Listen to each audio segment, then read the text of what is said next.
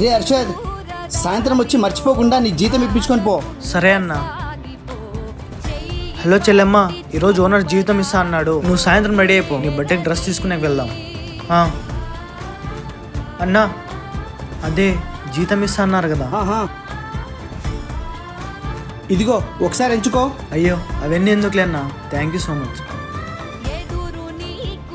చెల్లి, డబ్బులు ఇప్పించుకున్నా ఇప్పుడే. నువ్వు రెడీ అయినావా? రే అర్షద్, నీ చెల్లంటే నీకు చాలా ఇష్టం. తన కోసం నువ్వు ఏమైనా చేస్తావు, కానీ నీకుండదా డబ్బులు దాచిపెట్టుకోవాలని?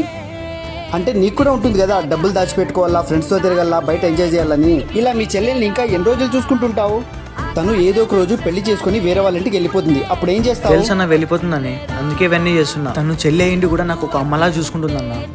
ఇంకా మిగిలింది నా చెల్లి పెళ్లి ఒకటే అన్న. తనకి ఏదో ఒకటి మంచి ఇంట్లో చూసి పెళ్లి చేస్తే అదే అన్న నా కళ. ప్రతి అన్న నీలా ఆలోచిస్తే ప్రతి చెల్లి సంతోషంగా ఉంటుందిరా.